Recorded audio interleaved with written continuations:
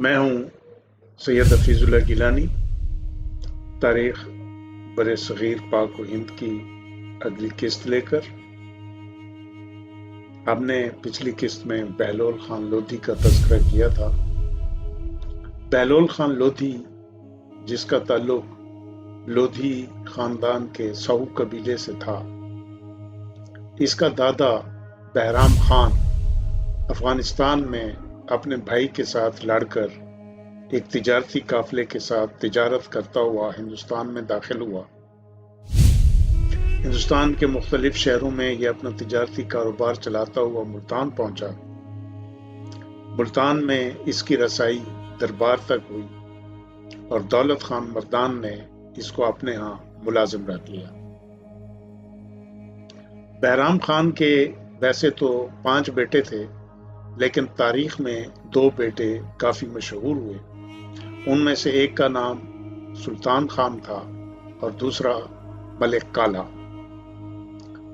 سلطان شاہ، جو کہ اس کا بڑا بیٹا تھا، اس کی وفات کے بعد اس کو سرہند کی صوبیداری سونپی گئی اور یہ سرہند کا صوبیدار بنا۔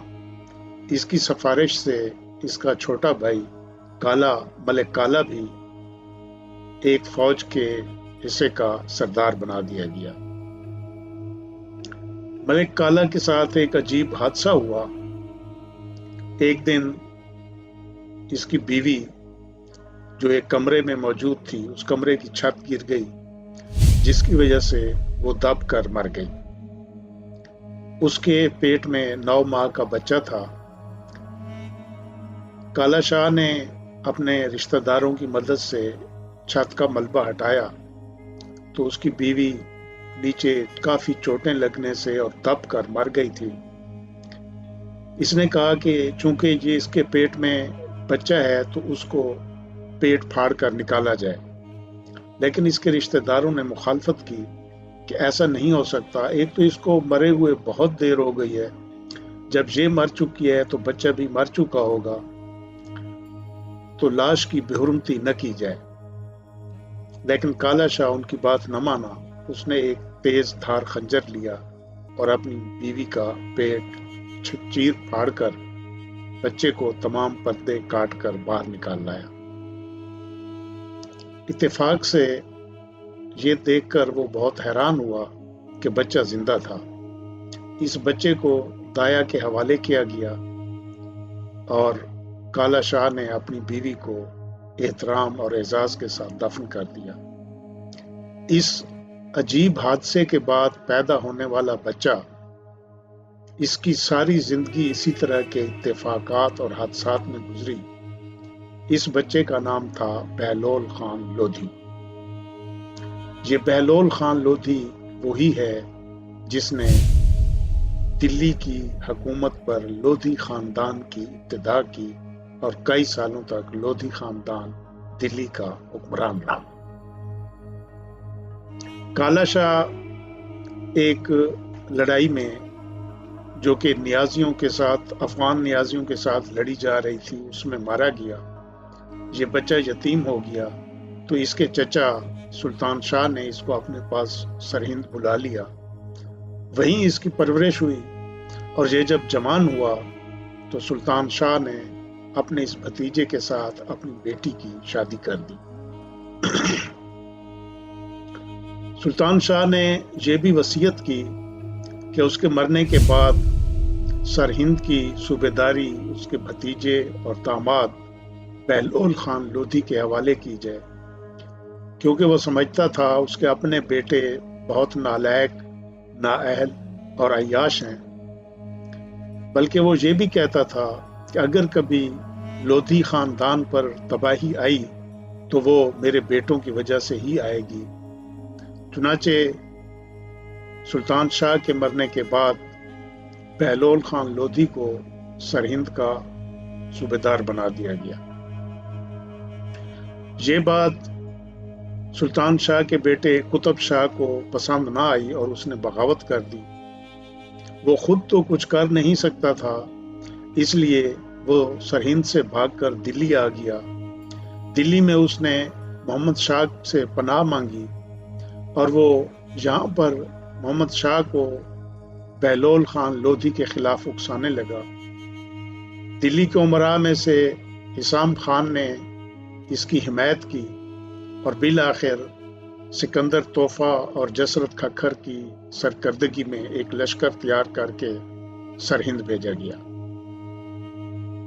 یہ لشکر جب سرہند پہنچا تو بہلول خان لودھی نے اپنے میں اتنی طاقت نہ پائی کہ وہ اس کا مقابلہ کر سکتا، لہذا وہ اپنے تمام خاندان کو لے کر پہاڑوں کی طرف چلا گیا اور پہاڑوں میں چھپ گیا۔ سکندر توفہ اور جسرت نے اس کا پیچھا کیا اور یہ اس تک پیغام بھجوایا کہ اگر یہ لودھی خاندان پہاڑوں سے نیچے اتر آئے اور واپس آ جائے اور اپنی غلطی کی معافی مانگے تو ان کو معاف کر دیا جائے گا اور سرہند کی حکومت بھی ان کے حوالے کر دی جائے گی۔ یہ پیغام سن کر بہلول خان لودھی کا چچا ملک فیروز، جو کہ ایک جہاں دیدہ شخص تھا، اس نے باقی خاندان کو تو پہاڑوں میں چھوڑا، اپنے بیٹے شاہین خان لودھی کو بھی، بہلول لودھی کو بھی اور باقی تمام خاندان کو پہاڑوں میں چھوڑ کر وہ اکیلا لشکر کی جانب آیا۔ یہاں اس نے بات چیت کی، قریب تھا کہ اس کی بات چیت مان لی جاتی، سکندر توفہ نے جو وعدہ کیا تھا اس پر عمل کیا جاتا، لیکن قطب شاہ نے یہ سب کچھ نہ مانا اور وہ ان کو وعدہ خلافی پر اکسانے لگا۔ اس کی وجہ سے ملک فیروز کو گرفتار کر لیا گیا اور پہاڑوں پر حملہ کر کے باقی ماندہ جو لودھی خاندان کے افراد تھے ان کو نہایت بے دردی سے قتل کر دیا گیا، جو باقی بچے ان کو گرفتار کر کے سرہند لایا گیا۔ جب یہ لوگ سرہند پہنچے تو جو لوگ قتل ہوئے تھے ان کے سر بہت سے بکھرے ہوئے تھے۔ ملک فیروز لودھی کو بلایا گیا کہ وہ آ کر ان سروں کی شناخت کرے اور نام بتائے۔ ملک فیروز ایک ایک سر کو دیکھتا جاتا تھا اور بتاتا جاتا تھا کہ یہ فلاں کا سر ہے، یہ فلاں کا، لیکن جب وہ شاہین خان کے سر کے قریب آیا تو اس نے کہا میں اس کو نہیں پہچانتا۔ اس پر وہ لوگ جنہوں نے حملہ کیا تھا وہ فوجی اور افسران بول پڑے کہ یہی ایک شخص تھا جس نے ہمارا ڈٹ کر مقابلہ کیا اور اس نے اپنی بہادری کی ہم پر دھاک بٹھا دی تھی۔ فیروز خان لودھی نے جب یہ سنا کہ مخالف فوج بھی شاہین لودھی کی بہادری کی گواہی دے رہی ہے تو اس کی آنکھوں میں آنسو آ گئے اور اس نے کہا یہ میرا بیٹا تھا، میں اس وجہ سے اس کی پہچان سے انکار کر رہا تھا کہ ہو سکتا ہے اس نے بزدلی دکھائی ہو سکتا ہے یہ جنگ سے بھاگا ہو اور بھاگتے ہوئے قتل ہوا ہو۔ تو اب جب دشمن بھی گواہی دے رہا ہے کہ یہ ڈٹ کر مقابلہ کرتا رہا تو اب میں اعلان کرتا ہوں کہ یہی شاہین خان لودھی ہے۔ ان لودھی خاندان کی اس تباہی سے بہلول خان لودھی بچ گیا تھا۔ وہ اپنے کچھ ساتھیوں کو لے کر پہاڑ کے راستے سے غائب ہو گیا۔ اب اس نے اپنے چند ساتھیوں کے ساتھ راہ زنی، ڈاکہ زنی اور لوٹ مار شروع کر دی۔ بہلول خان لودھی کے آدمیوں کی تعداد روز بروز بڑھتی چلی گئی اور اب اس کے پاس ایک ایسا لشکر بن چکا تھا کہ انہوں نے لوٹ مار اور راہ زنی کی بجائے سرہند پر حملہ کر دیا۔ نہ صرف حملہ کیا بلکہ اس کو فتح کر کے بہلول خان لودھی نے سرہند پر قبضہ کر لیا اور اس کے ساتھ ہی اس نے پانی پت کا علاقہ بھی اپنی سلطنت میں شامل کر کے ایک خود مختار گورنر کی حیثیت سے اپنی بادشاہی کا اعلان کر دیا۔ یہ وہ دور تھا جب خاندان سعادات کا محمد شاہ سلطنت دلی پر حکمرانی کر رہا تھا۔ چنانچہ جب مالوا کا محمود خان خلجی حملہ کرنے کے لیے دلی کی جانب بڑھا تو محمد شاہ نے بہلول خان لودھی جو کہ ایک طاقتور حکمران تھا اس سے مدد چاہی۔ اس نے اپنا وہ دشمن جس کے کہنے پر دلی سے حملہ ہوا تھا، حسام خان کے قتل کا مطالبہ کیا، اس کو قتل کر دیا گیا۔ اور جیسا کہ پہلے بیان کیا جا چکا ہے کہ بہلول خان لودھی نے محمد شاہ کی امداد کی۔ محمود خان خلجی اور شاہی افواج میں مقابلہ ہوا، کوئی بھی فتح حاصل نہ کر سکا تو آخر میں صلح ہوئی، اور اس صلح کے نتیجے میں محمود خان خلجی جب واپس جانے لگا تو بہلول خان لودھی نے اس کے عقبی حصہ پر حملہ کر دیا، اس کا لشکر تہہ تیغ کر ڈالا اور مالوا پر قبضہ کر لیا۔ اس فتح کے بعد محمد شاہ نے اس کو اپنا منہ بولا بیٹا بنا لیا اور ساتھ ہی سے خان خانان کا لقب بھی دیا۔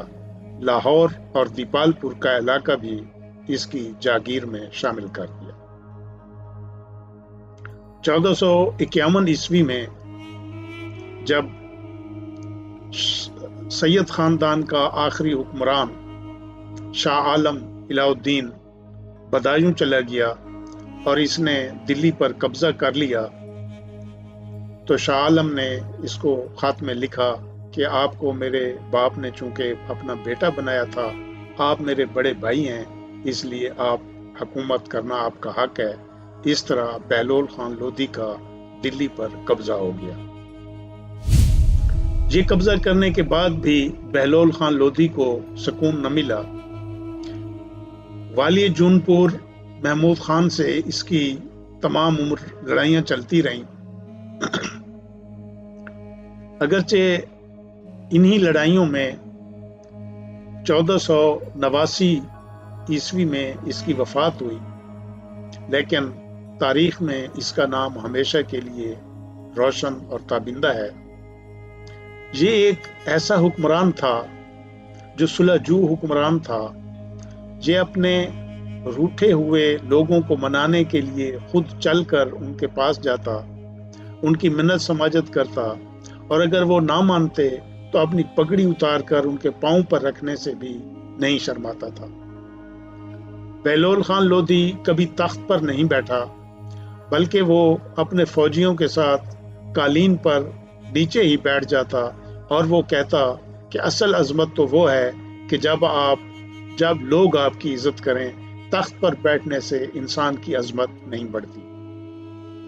بہلول خان لودھی کے حکمرانی میں جو ایک اور واقعہ ہے وہ یہ ہے کہ جس شہر سے ہم یہ پروگرام کر رہے ہیں، ڈیرہ اسماعیل خان، اس کی بنیاد بھی بہلول خان لودھی کے زمانہ میں 1469 عیسوی میں ایک بلوچ سردار سہراب خان نے رکھی تھی، جو موجودہ ڈیرہ اسماعیل خان سے شمال مشرق کی طرف واقع تھا۔ وہ تو دریائے سندھ کی طغیانی کی نظر ہو گیا، لیکن اب یہ ڈیرہ اسماعیل خان جو سدوزئی حکمرانوں کے دور میں سدوزئی حکمرانوں کے دوران میں جسے تعمیر کیا گیا تھا، وہ ماشاءاللہ ابھی تک قائم و دائم ہے، اور اب تو یہ اتنا وسیع و عریض شہر ہو گیا ہے۔ اس پر میری ایک کتاب، ضخیم کتاب ڈیرہ اسماعیل خان تاریخ کے آئینے میں بھی موجود ہے، اس کا بھی آپ مطالعہ کر سکتے ہیں، اور اس پر ہم کبھی ایک اپنا پورا پروگرام بھی کریں گے۔ بہرحال 1489 عیسوی میں بہلول خان لودھی کے وفات کے بعد اس کا بیٹا نظام خان سکندر خان لودھی کے نام سے تخت دلی کا وارث بنا۔ اس کو بھی ابتدا میں بہت مشکلات کا سامنا ہوا۔ سب سے پہلے تو اس کے چچا شاہ عالم اور اس کے بھائی باربک خان نے مخالفت کر دی۔ ان کا اعتراض تھا کہ سکندر خان لودھی، اس کی ماں ہمارے خاندان سے نہیں ہے، بلکہ وہ ایک سنار زادی ہے، لہٰذا اس کا حکومت کرنے کا حق نہیں بنتا، کیونکہ یہ نجیب الطرفین نہیں ہے۔ لیکن بعد میں ان کی بغاوت کو ختم کر دیا گیا۔ سلطان سکندر خان لودھی بھی اپنی پوری زندگی جنگوں میں ہی اس کا عرصہ گزرا۔ بنگال، میواڑ اور دوسرے گوالیار دوسرے کئی علاقے تھے جن کے ساتھ اس کی جنگیں ہوتی رہیں۔ 1504 عیسوی میں سکندر خان لودھی نے آگرہ شہر کی بنیاد ڈالی، کیونکہ یہ شہر اس کی سلطنت کے تقریباً درمیان میں پڑتا تھا اور اس کا خیال تھا کہ اس طرح میں اپنے پورے ملک پر زیادہ بہتر طریقے سے تسلط کے ساتھ حکومت کر سکوں گا۔ چنانچہ یہ اپنا دارالحکومت شہر کی تعمیر کے بعد دلی سے آگرہ کی طرف لے آیا اور یہ آگرہ میں بیٹھ کر حکومت کرنے لگا۔ یہ بھی ایک نہایت عادل اور رعایا کے لیے اچھا حکمران ثابت ہوا۔ اس کو لوگوں نے لودھی خاندان کا عظیم بادشاہ قرار دیا ہے۔ اگرچہ اس کی مذہبی پالیسیاں کسی حد تک زیادہ سخت تھیں، اس نے جہاں بھی فتوحات کی کہا جاتا ہے کہ وہاں اس نے مندر گرا کر مساجد بنا ڈالی۔ چندیری کے قلعے کو بھی جب فتح کیا گیا تو وہاں بھی یہی کچھ ہوا۔ اس کے علاوہ اس نے مذہب کی تعلیم اور ترقی کے لیے بھی کافی اقدامات کیے۔ 1517 عیسوی میں اس کا انتقال ہو گیا۔ 1517 عیسوی میں اس کے انتقال کے بعد ابراہیم خان لودھی، جو کہ اس کا بیٹا تھا، دلی کی سلطنت اس کے سپرد کی گئی۔ یہ نہایت مغرور اور متکبر قسم کا شخص تھا۔ اس نے سب سے پہلے اپنے امراء کو تنگ کرنا شروع کیا۔ یہ امراء کو نہ صرف تنگ کرتا تھا بلکہ ان کے ساتھ اس کا رویہ نہایت ہتک آمیز ہوتا تھا۔ سب سے پہلے اس نے میاں بہا کو صرف اس لیے جیل خانے میں ڈال دیا کہ اس نے سلطان سے پوچھے بغیر چند احکامات کیوں جاری کیے۔ یہ ایک بزرگ امیر تھا، اس کی جیل خانے میں ہی وفات ہو گئی، جس سے امراء میں بہت بے چینی پھیلی۔ اس لیے دریا خان، خانان جہان خان اور حسین خان نے بغاوت کی۔ اس نے یہ بغاوت فروغ تو کر لی، لیکن امراء میں ایک بے چینی پھیل گئی تھی۔ حسین خان کو ہانسی جاتے ہوئے قتل کر دیا گیا، اور اسی طرح بہت سے اور امراء تھے جن کے ساتھ اس کا رویہ حد تک آمیز ہوتا تھا، اور امراء کو یہ خوف ہوتا تھا کہ کسی بھی وقت سلطان ابراہیم لودھی ان کو قتل کر سکتا ہے۔ اس نے پنجاب کے حاکم دولت خان لودھی کی طرف پیغام بھیجا کہ وہ فوراً دلی میں حاضر ہو۔ دولت خان کو خطرہ ہوا کہ میں اگر وہاں گیا تو یہ شخص قتل کر دے گا، چنانچہ اس نے اپنے بیٹے دلاور خان کو ابراہیم لودھی کی خدمت میں بھیج دیا اور ساتھ ہی یہ کہلا بھیجا کہ میں سلطان کے لیے اعلیٰ قسم کے تحفے اور مال و اسباب تیار کر رہا ہوں اور بہت جلد سلطان کی خدمت میں یہ تحفے تحائف لے کر حاضر ہو جاؤں گا۔ جب دلاور خان ابراہیم لودھی کے پاس پہنچا تو ابراہیم لودھی اس کو لے کر اپنے جیل خانے میں لے گیا، اور وہاں اس نے ان سرداروں کی لاشیں دکھائیں جو طرح طرح کے الزامات میں قتل کر دیے گئے تھے، اور ان کے لاشیں جیل خانے میں ابھی تک لٹک رہے تھے، اور ساتھ ہی کہا کہ دیکھ لو، جو بھی میرے حکم عدولی کرتا ہے اس کا میں یہ حشر کیا کرتا ہوں۔ یہ کہہ کر اس نے دلاور خان کو گرفتار کر لیا، لیکن دلاور خان کسی طرح بھاگ کر واپس اپنے باپ دولت خان کے پاس پہنچ گیا۔ اب دولت خان کو خطرہ لاحق ہوا کہ اس حرکت کے بعد ضرور ابراہیم لودھی اس کو ایک قتل کی سازش کرے گا۔ چنانچہ اس نے ایک وفد افغانستان بھیجا، جہاں ابراہیم لودھی کا بھائی عالم شاہ اپنے بھائی سے خفا ہو کر چلا گیا تھا۔ سلطان ابراہیم لودھی کے خلاف جو وفد بھیجا گیا اس نے جا کر اس کے بھائی عالم شاہ سے ملاقات کی اور اس کو اس بات پر قائل کیا کہ وہ ظہیر الدین بابر مغل حکمران کو ہندوستان پر حملہ کرنے کے لیے راضی کرے۔ چنانچہ عالم شاہ کی کوششوں سے ظہیر الدین بابر نے 1424 عیسوی میں ہندوستان پر پہلا حملہ کیا۔ اس حملے میں اس نے پنجاب کو فتح کر لیا، لیکن اس کے بعد وہ واپس ہو گیا۔ اصل میں ظہیر الدین بابر سلطنت دلی کی طاقت دیکھنا چاہتا تھا اور ساتھ ہی ہندوستان کے جغرافیہ سے واقف ہونا چاہتا تھا، تاکہ بعد میں جب وہ ہندوستان کی تسخیر کے لیے اپنی فوجیں لے کر آئے تو اس کو ان مسائل سے آگاہی ہو اور وہ ان مسائل پر قابو پانے کے تمام طریقے اپنا کر ہندوستان پر حملہ آور ہو۔ ظہیر الدین بابر کے چلے جانے کے بعد ابراہیم لودھی دلی پر حکومت کرتا رہا۔ اس کی حکومت کب، کیسے اور کیوں کر ختم ہوئی، ظہیر الدین بابر نے کہاں اس سے لڑائی لڑ کر دلی کی حکومت مغلوں کے حوالے کر دی، اس کا احوال اگلی قسط میں بیان کیا جائے گا۔ تب تک کے لیے اجازت دیجیے۔ اللہ آپ کا حامی و ناصر ہو۔